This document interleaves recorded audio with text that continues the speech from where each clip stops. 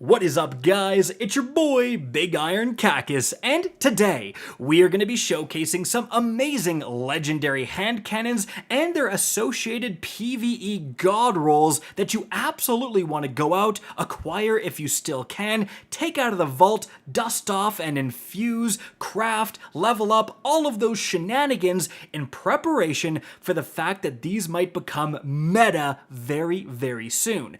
Now, why am I saying that? Well, there's an upcoming mid-season update, and Bungie recently revealed that they're going to be buffing a ton of primary weapons in PvE by a significant amount in order to compete with the PvE primary big dogs that are bows and especially submachine guns. So although everyone is talking about the fact that auto rifles are getting the biggest buff, a 25% damage buff within PvE, by the way, already did a video on the legendary auto rifles you want to keep an eye on, but also hand cannons along with sidearms and pulse rifles are getting a 20% damage buff. And I mean, yeah, it's 5% less, but that's still significant, especially with hand cannons.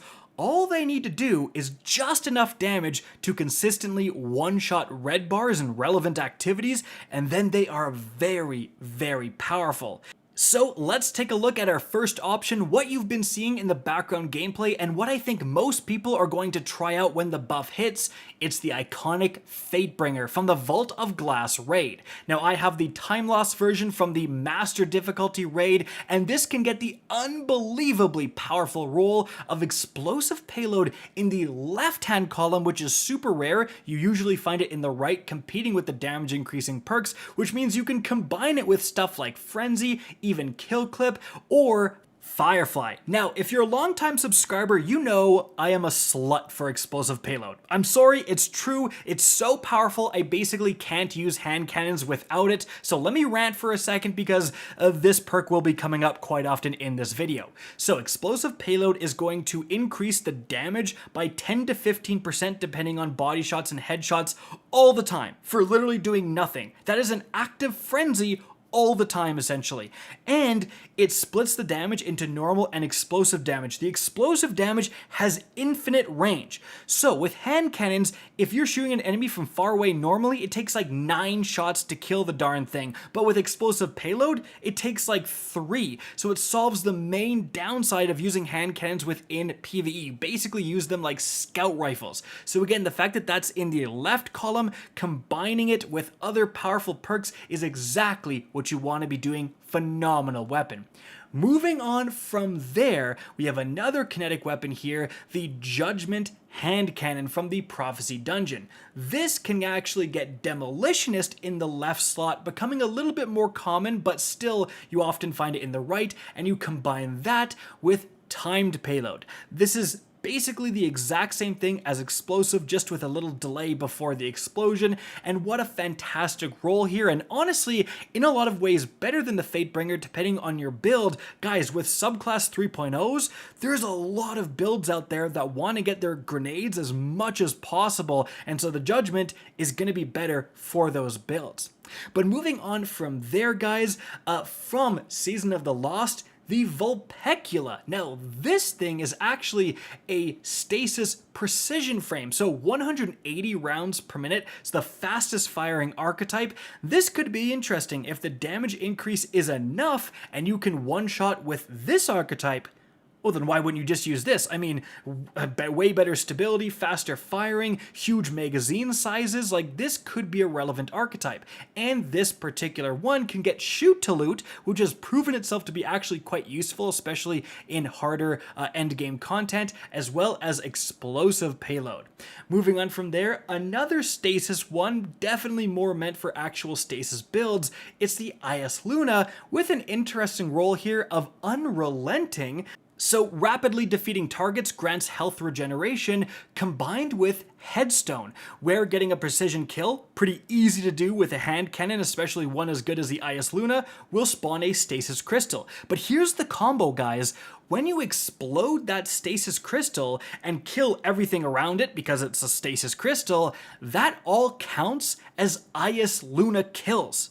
So that means as long as you're making headstone crystals and blowing them up, you're getting a ton of rapid defeats and triggering Unrelenting over and over again, and often way faster than most other Unrelenting weapons. It's actually quite an interesting combo, and again, very synergistic with specific stasis builds who want to be making stasis crystals. So one to keep an eye on.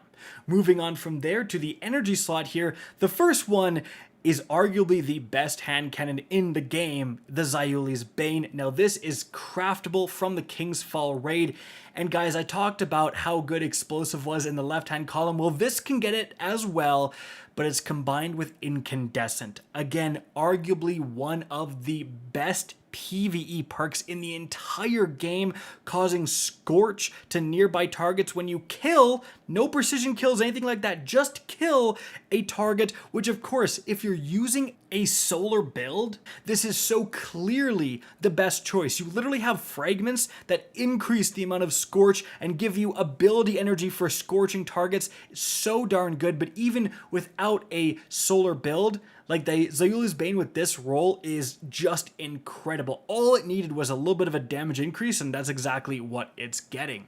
Moving on from there, guys, we have an interesting one, a world drop weapon for quite a while, the Cantata 57. So this can get the roll of rapid hit to improve the reload combined with timed payload. So an arc timed payload hand cannon. Again, if you want to put this in arc builds, for example, you do have a little bit of synergy there. Now, moving on from there, guys, the last hand cannon we're looking at today, it's going to be the bottom dollar. A Gambit weapon, which is now, I believe, focusable at the Gambit vendor if you want to target farm it. So this is actually like I think the only void hand cannon that can get explosive payload. And this can get the role of subsistence plus explosive payload, which is actually quite powerful if the buff is significant enough to again allow for one-shotting red bars. You're going to be getting your ammo back with every single shot, technically allowing you to go infinite. And, you know, combine explosive payload with volatile rounds and the other insane void stuff we have going on here, it could be really easy to start chaining with this weapon. It's also here importantly because this is an aggressive frame. So there are some other good aggressive frames out there. I think the True Prophecy, you know, Future War Cult, hand cannon, the Connect slot, stuff like that. But guys, this damage increase, if it's not enough to make 140s consistently one-shot red bars and relevant activities, it's absolutely worth trying out something like a bottom dollar, an aggressive frame hand cannon, because even though they shoot a little bit slower at 120, if they can consistently get the one-shot kill, they might actually become worth using in PvE content, especially when you do have stuff like explosive payload, massively extending that range and making them usable in a variety of content. So guys, that is it for the different legendary hand cannons I wanted to go over. Obviously not every single good legendary hand cannon in the game, but certainly the ones that, again, I personally am going to be taking out of the vault, infusing, getting ready to utilize for when this buff hits. But what do you guys think? Let me know of some other legendary hand cannons that you are planning on using after we get this 20% damage buff in the comment section down below. Guys, I hope you enjoyed this video and found it informative. If you did, please remember to help me out by simply rating and especially sharing this video. If you guys want to see more Destiny 2 content similar to this, don't be afraid to slap that subscribe button. If you want to get in touch with me and keep up to date with the latest channel activity, the best way is to follow me on Twitter at RickCacus. That is linked in the description down below. Again, I hope you enjoyed the video, and as always, have a good day.